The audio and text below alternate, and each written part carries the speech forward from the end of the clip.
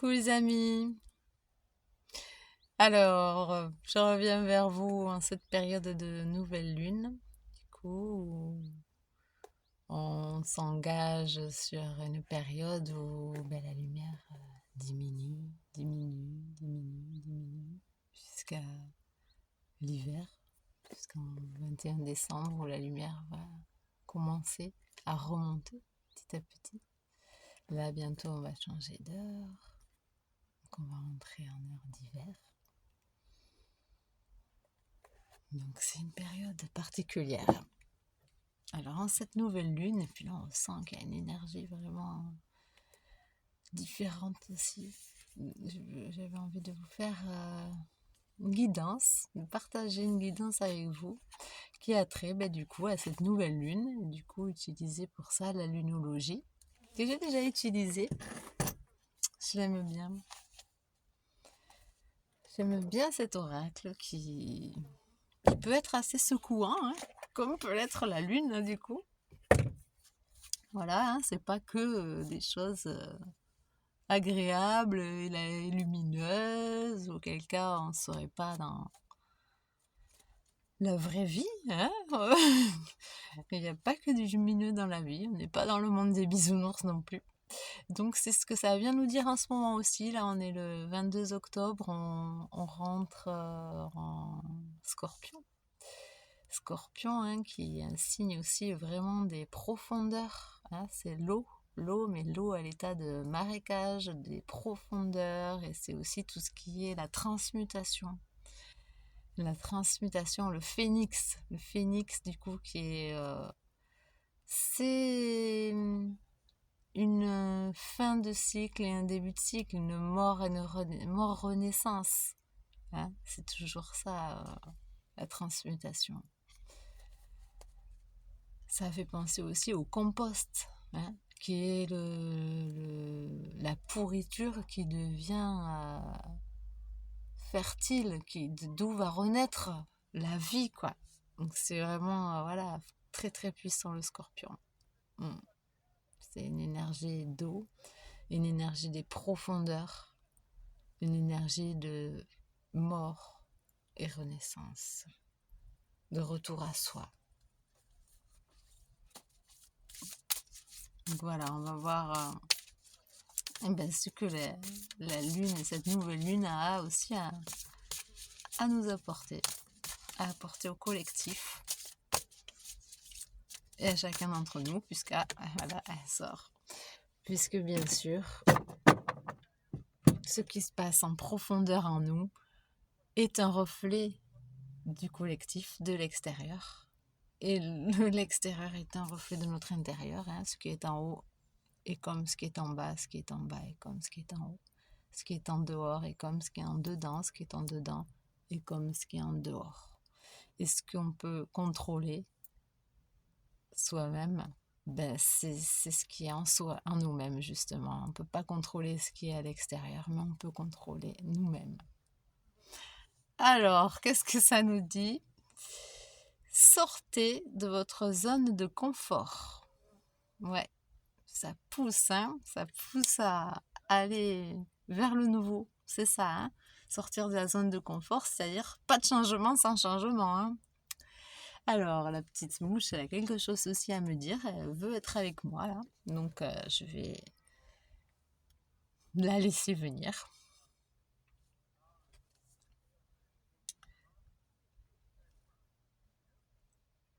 Sortez de votre zone de confort. C'est le nœud nord. La lune, c'est le nœud nord. On voit le symbole ici. Nœud nord. Et quand c'est le nœud sud, le symbole dans l'astrologie, il est dans ce sens, hein. Donc, on a toujours... le nœud nord et le nœud sud dans un signe et le nœud nord dans un autre. Et c'est très intéressant d'ailleurs, le nœud sud et le nœud nord. On va en savoir plus, on va lire la carte. Sortez de votre zone de confort, oui, hein, ça parle énormément, hein, puisque c'est ça la foi. Hein, c'est la foi, c'est ça aussi. Hein, c'est d'aller vers l'inconnu, l'inconnu, l'univers. C'est... Le confort nous endort. Aller vers l'inconnu, ben, ça demande voilà, d'être vigilant, d'être présent, d'avoir la foi, de développer la confiance,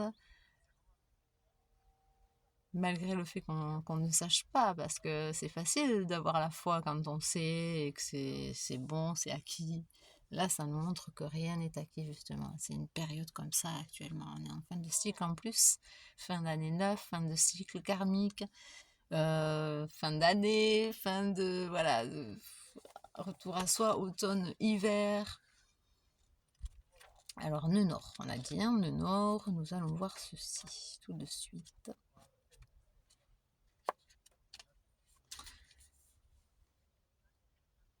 Quand vous tirez cette carte, elle insiste sur le fait qu'il est temps d'abandonner le passé d'une manière ou d'une autre, parce que vous êtes dans la bonne direction. Tant mieux. C'est un petit message aussi. Si vous voulez être heureux et comblé, vous allez devoir avancer et faire des choses. Bonjour. Et faire des choses qui vous effraient, dans les limites de la raison. Cette carte vous dit de vivre votre but de vie, qui est peut-être le sujet de votre question. Les questions existentialistes et les questions profondes en cette période en entrée en Scorpion, hein, des questions existentielles, du sens.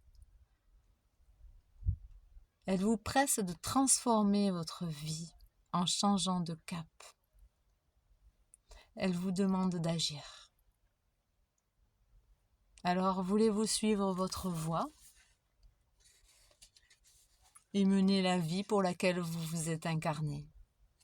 Oui, la quête de sens, hein, quête initiatique. Très intéressant. Hein. Si vous trouvez enfin le courage de franchir le pas, il y a des chances que vous vous demandiez ensuite pourquoi vous avez attendu si longtemps. Et oui, l'appréhension, elle est avant de faire le pas. Quand on a décidé, après, ça roule et tout vient à nous sur le chemin. Puisque justement, on s'est confronté à notre peur, on la dépasse.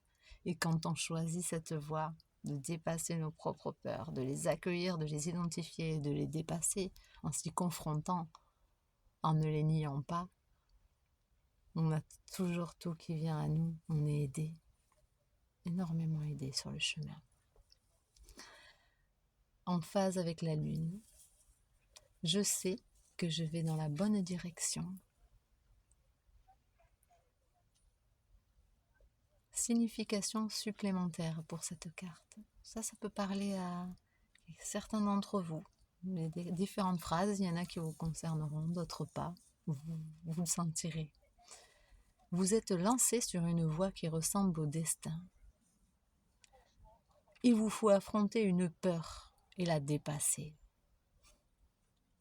On est là pour ça, pour faire cette expérience sur Terre.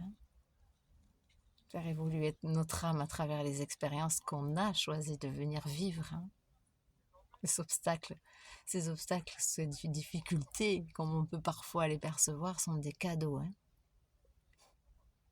Remercier aussi ces expériences. De nous permettre de nous rappeler qui on est. Il est temps de cesser de vous obséder pour une personne ou une chose. Lâchez prise. Tenez-vous bien droit sur vos 2 pieds. Ancrage. Vous avez tout compris. Vous êtes déjà dans cette action. L'enseignement. Le nœud nord se forme à l'endroit où la lune croise l'écliptique en allant vers les latitudes nord.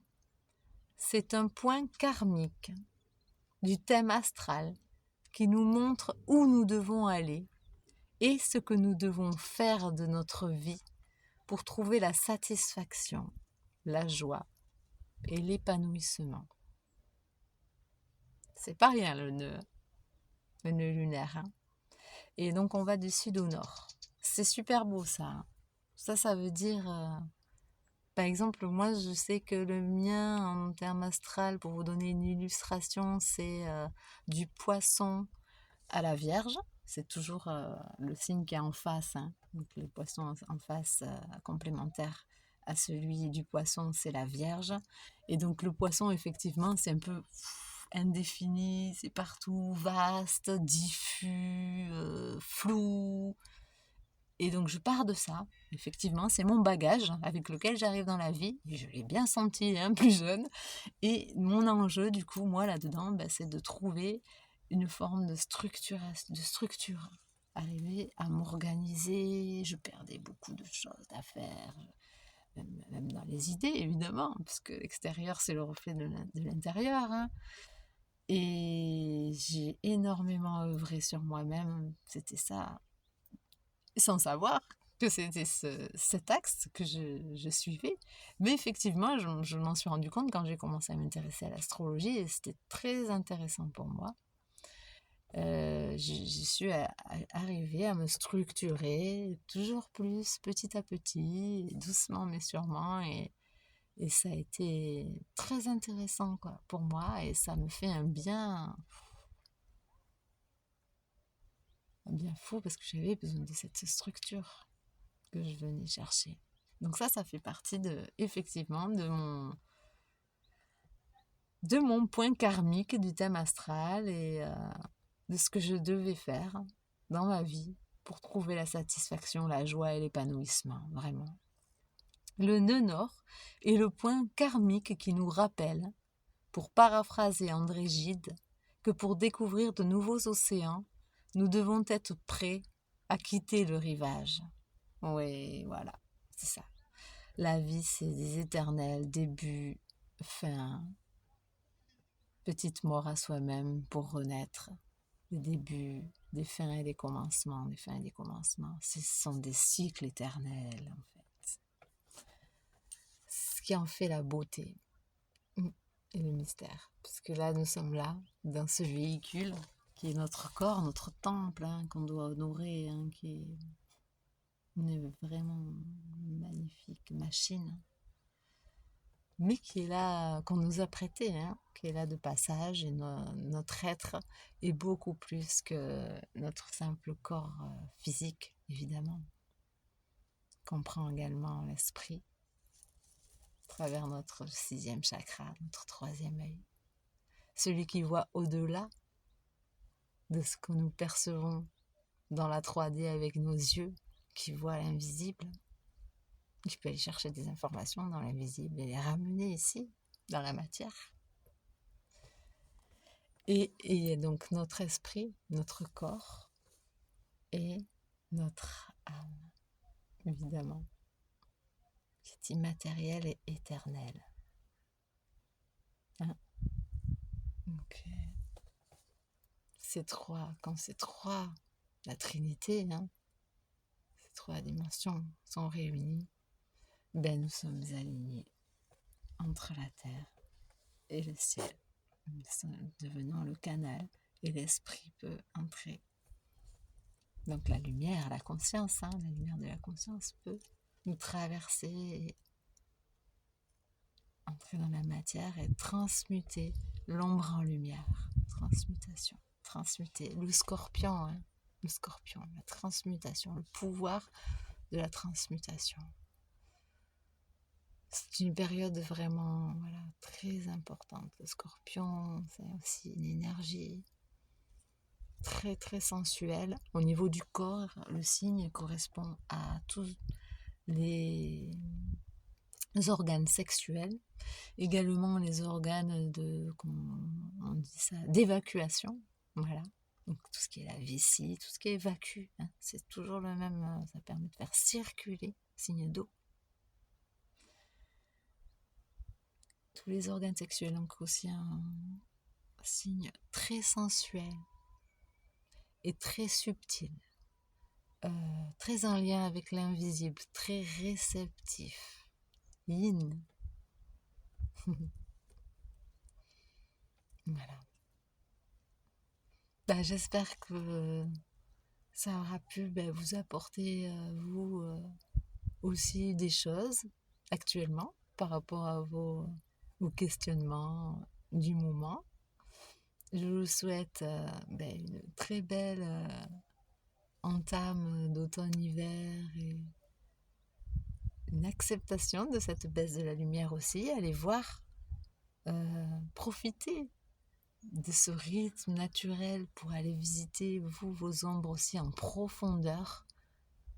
La connaissance libère aussi, donc le fait de savoir que cette énergie est propice à ça, ça peut vous aider à l'accepter, à l'accueillir et à être du coup aussi plus calme quand vous allez recevoir une information de l'extérieur, puisque ce que vous pouvez contrôler, ce n'est pas ce qui arrive de l'extérieur, mais c'est votre manière à vous d'y réagir, de le réceptionner, de l'accueillir et d'agir à partir du traitement que vous aurez fait de cette information-là.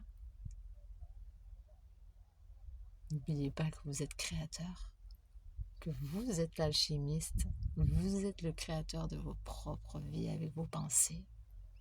Ne négligez pas l'importance de vos pensées, de vos paroles et de votre action.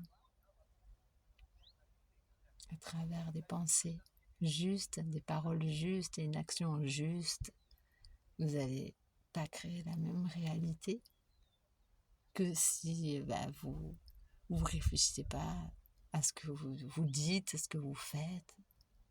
Ce sera l'inconscient, dans ce cas-là, qui vous contrôlera. Et donc des forces qui sont dans l'invisible, dans le monde de la mort, et qui se nourrissent de ce type d'énergie-là,